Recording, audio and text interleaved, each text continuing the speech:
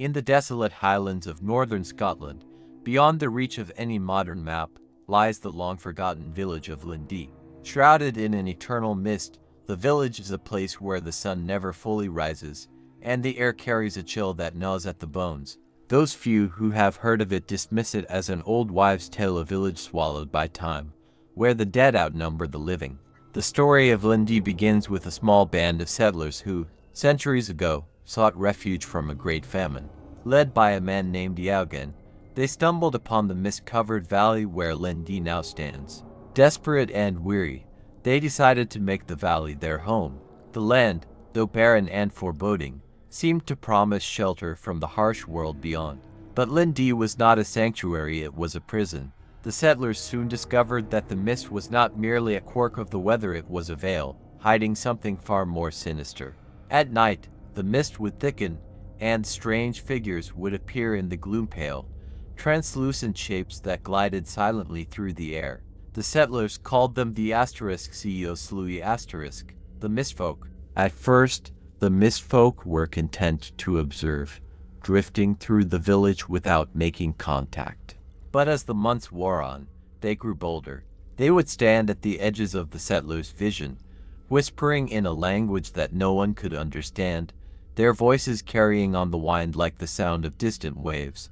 Eoghan and his people grew increasingly unnerved, but they could not leave. The mist surrounded the village on all sides, and those who tried to flee found themselves hopelessly lost, only to reappear in the village square, cold and exhausted. One by one, the settlers began to disappear. First, it was the children vanishing from their beds in the dead of night. Then, the elderly and infirm.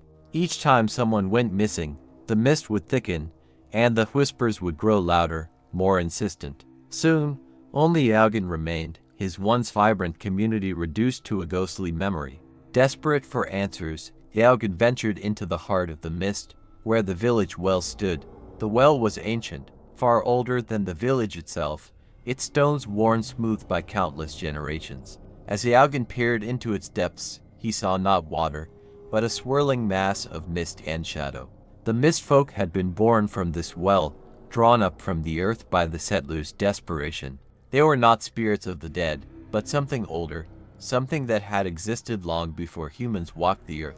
The mistfolk were the last remnants of a forgotten civilization, beings who had once ruled over the land with powers beyond comprehension. But their time had passed, and they had been cast down, their bodies turned to mist, their souls trapped in the in-between. They sought the warmth of the living, the pulse of life that they had lost. They fed on the settlers' fear, their despair growing stronger with each stolen life. Realizing the truth, Eoghan understood that he was already lost. The mistfolk had claimed the village, and soon they would claim him as well. But as he stood at the edge of the well, the whispers became clear, their meaning finally understood. "Join us, Eoghan," they beckoned. "Join us, and live forever." Eoghan took a step back, but the mist coiled around him, cold and insistent. The village of Lindee would remain hidden in the mists, forgotten by the world, its inhabitants neither alive nor dead. And those who wandered too close, drawn by the stories of the lost village, would find themselves ensnared by the mistfolk, becoming one with the ghostly civilization. The tale of Lindee ends with a warning that the mists still linger in the highlands, waiting to claim the unwary. And on nights when the fog rolls in thick and heavy, some say you can hear the whispers, carried on the wind, calling for new souls to join the ghostly ranks of the **Sluy**. But no one knows if this is the end, or merely the beginning of something far more terrifying. The mist still hides its secrets, and the ghostly civilization may yet have plans for the world beyond Lindee. Eoghan's scream was lost to the swirling mist as it swallowed him whole. In an instant, he was gone, and the village of Lindee stood silent once more, its history buried beneath centuries of fog and forgotten memory. But the mist, as ancient as the land itself, was restless. Years passed, then decades, and the world moved on. Lindee faded from memory, reduced to a ghost story told around campfires. Yet, the mist remained, clinging stubbornly to the valley, refusing to dissipate. It was as though the land itself could not forget, could not let go of the horrors that had unfolded there. Then, one bleak autumn evening, a group of hikers arrived in the area. They were seasoned adventurers, drawn to the remote highlands by tales of untamed wilderness and rugged beauty. But when they stumbled upon the edge of the mist-covered valley, they hesitated. This place wasn't on the map. One of them, a woman named Clara, remarked, her voice tinged with unease. The mist curled at the edge of the path, as if beckoning them forward. Her companion, Sam, shrugged. Probably just an old ghost story to keep people away. We'll be fine. But Clara couldn't shake the feeling that something was watching them from the fog, something ancient and malevolent. Against her better judgment, they pressed on, the mist growing thicker with each step, the temperature dropping until their breath puffed out in frosty clouds. As they ventured deeper into the valley, the landscape around them seemed to shift. The trees grew gnarled and twisted, their branches reaching out like skeletal fingers. The ground became uneven, dotted with stones that might once have been part of some long-forgotten structure, and the whispers began soft at first, barely audible over the rustling leaves, but soon growing louder, more insistent. Clara stopped in her tracks, her heart pounding. "Do you hear that?" Sam turned, his brow furrowed. "It's just the wind, Clara. Let's keep moving." But Clara couldn't shake the feeling of dread that had settled over her like a heavy blanket. The whispers were becoming clearer, forming words she couldn't quite understand, but their intent was unmistakable. They were being watched, hunted. Suddenly, the mist parted, revealing the crumbling remains of a village square. At the center stood an ancient well, its stones slick with moisture, its mouth yawning open like a gateway to the abyss. The hikers froze, their breath catching in their throats. The mist coiled around the well, and from its depths, shadowy figures began to emerge, pale, translucent forms that drifted silently toward them. "We need to leave," Clara whispered, her voice trembling. But it was too late. The figures encircled them, their eyes glowing with a cold, malevolent light. The whispers grew to a cacophony, the language now clear, ancient words that demanded obedience. "Join us," the figures intoned, their voices a chorus of despair. "Join us in the mist and live forever."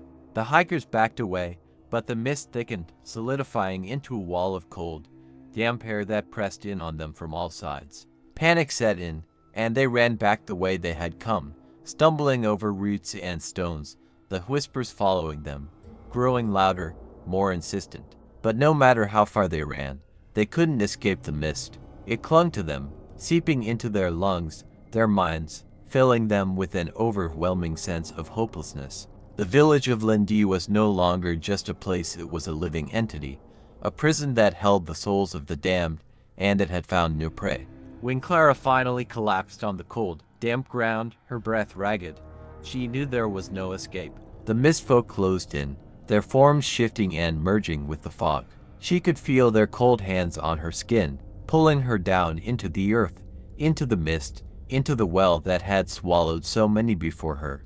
But as the world faded to black, a single thought pierced through her terror. Asterisk, what do they want? Why do they need us? Asterisk, the answer eluded her, but the question remained, hanging in the air like a dark promise. For the mistfolk were not content to remain in Lindy. They had plans that reached beyond the forgotten village, beyond the mist, into the world of the living. And soon, very soon, the mist would spread. The whispers would travel on the wind, carrying their message far and wide. The mistfolk were coming, and they were looking for more than just souls to join their ranks. They were looking for something or someone that would allow them to reclaim their former power, to break free from the mist that bound them. As the last of Clara's consciousness faded, she could hear their final, chilling words. "We are the forgotten, we are the lost, and we will return." Somewhere, deep in the heart of Lindy, the ancient well stirred, its depths echoing with the whispers of the damned.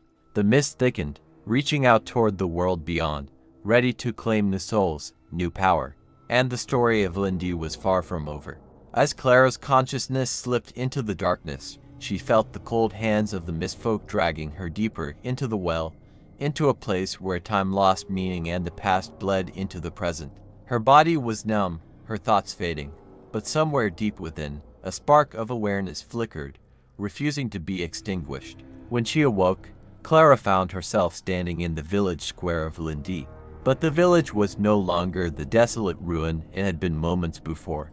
It was alive. The mist had receded, revealing cobblestone streets and stone cottages with thatched roofs. The air was crisp, carrying the scent of wood smoke and earth. Villagers moved about, their faces obscured by the fog, going about their daily routines as if nothing was amiss. Clara's heart raced. She knew this was no ordinary village, it was a ghostly echo of a time long past. The mist folk had drawn her into their world, a place where the boundaries between life and death were blurred, where the living and the dead existed side by side.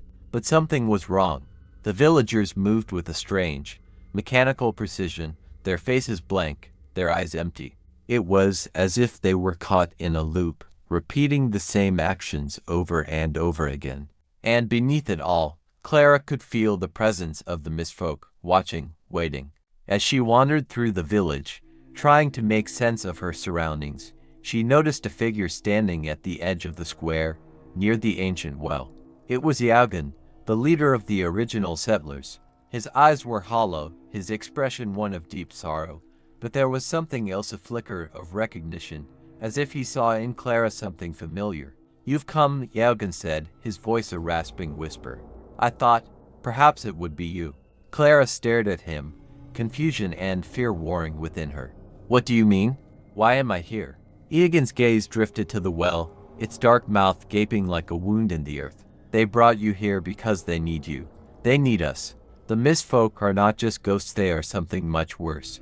They were once rulers of this land, beings of immense power, but they were cast down, their bodies turned to mist, their souls trapped in this place. They seek to reclaim their power, and for that, they need a living soul." Clara's blood ran cold. "A living soul? You mean, they want to possess me?" Yaugin shook his head. "No, they want to use you to open the gate. The well, it's not just a well.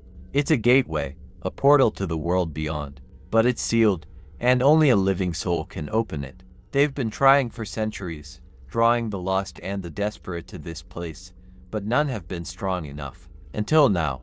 Clara felt a surge of panic. "I don't want to open anything. I just want to go home." Yagin's eyes softened with pity. "I know, but the mist has claimed you. There is no escape now, but there may be a way to stop them." Clara grasped at the hope in his words. "How? What can I do?" Yaugin glanced around, as if fearful of being overheard. "The mistfolk are bound to the well, but their power is not absolute. There is something in the village, something hidden, that can break their hold. A relic, a fragment of the power they once wielded. If you can find it, you might be able to destroy the well, sever their connection to this world." Clara's heart pounded in her chest. "Where do I find it?" Yagin's form began to flicker, his outline blurring as if he were being pulled away. "Look for the house with the red door. It is there, hidden. Hurry, before it's too late." And with that, Yaugin vanished, his voice fading into the whispers that surrounded her. The village square was empty once more, the mist closing in around her like a shroud. Clara stood alone, her mind racing. She had to find the house with the red door, had to find the relic before the mistfolk could force her to open the gate. But time was running out.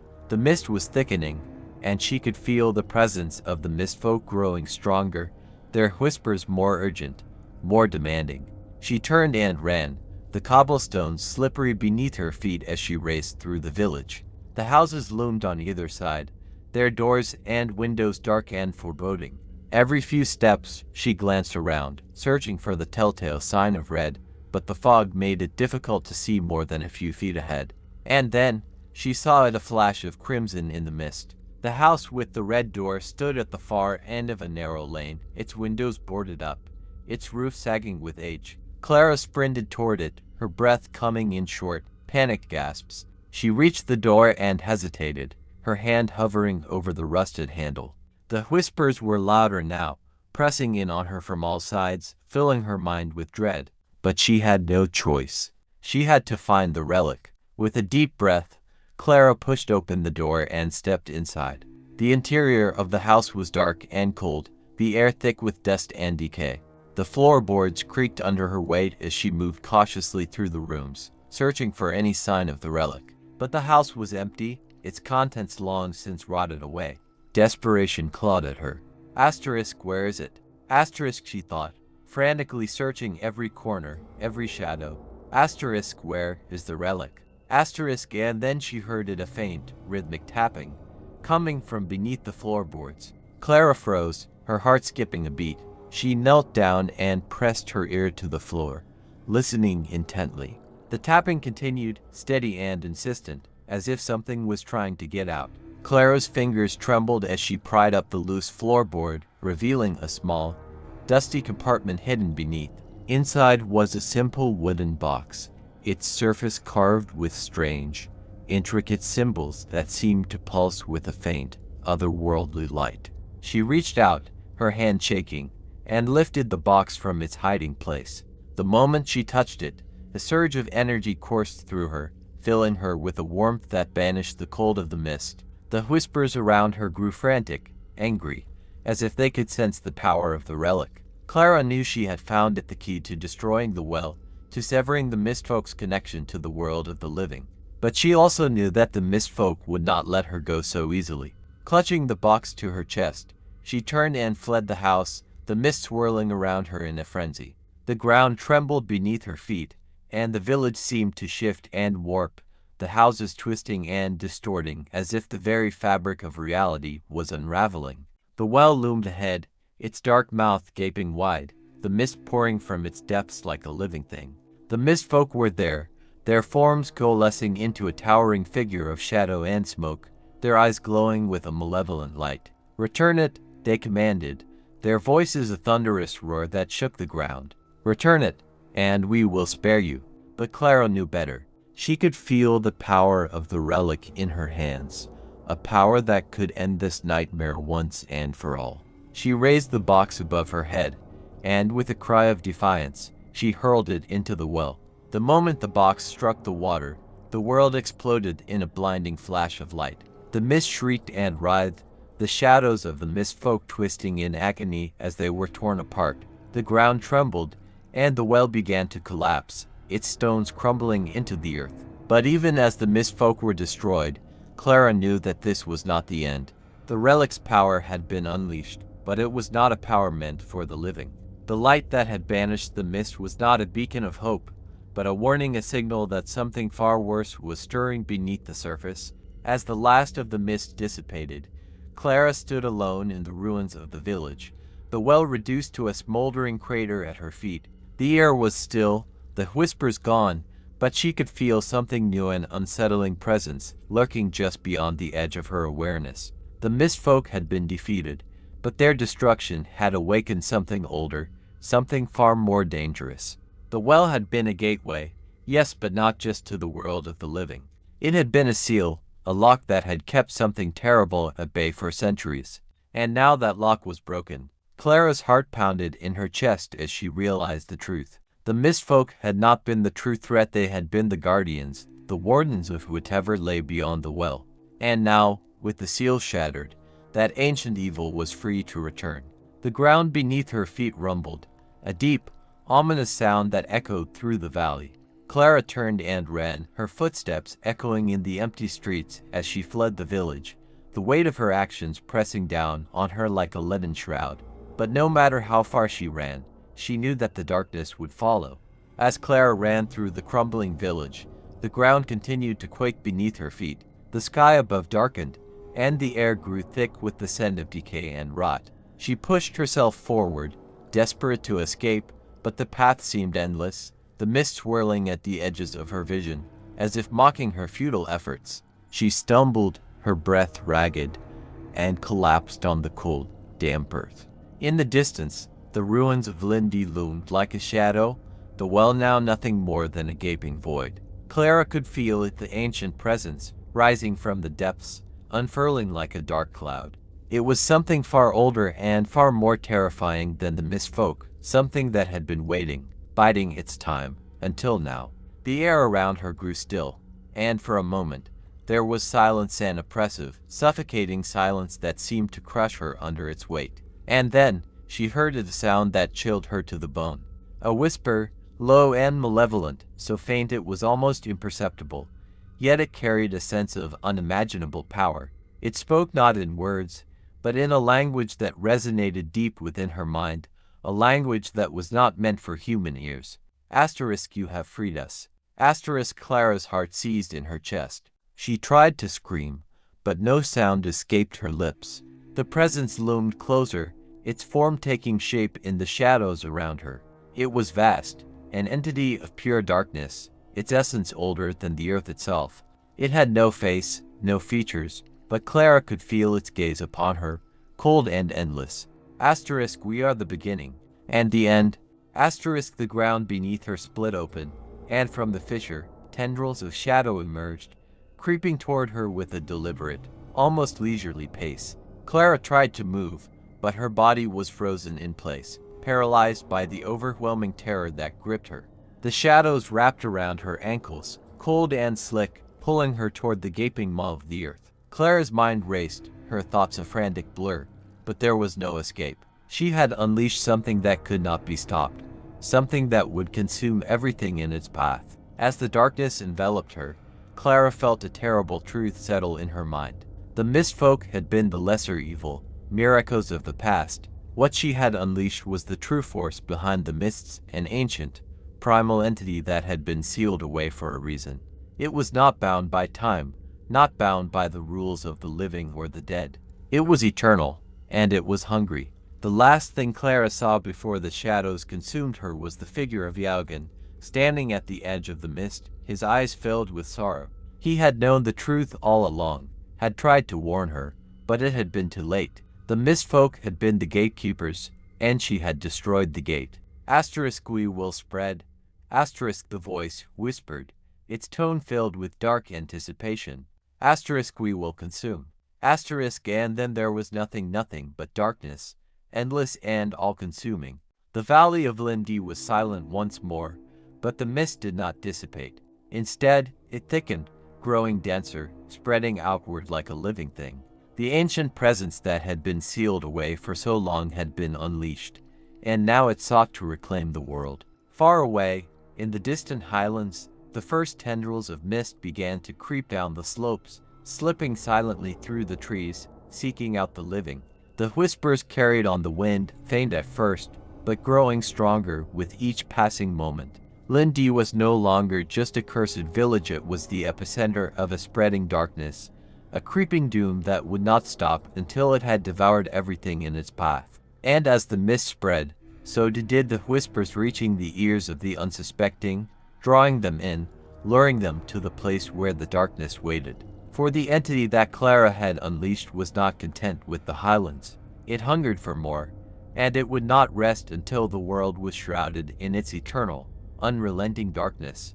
In the end, Clara had not escaped Lindi. She had become part of it, a part of the endless, inescapable mist that would spread, inch by inch, until there was nothing left but shadows and whispers. And somewhere, deep within the mist, the ancient well stirred once more, a gateway to something far worse than anyone could imagine. The darkness had been unleashed, and now it would never be contained again.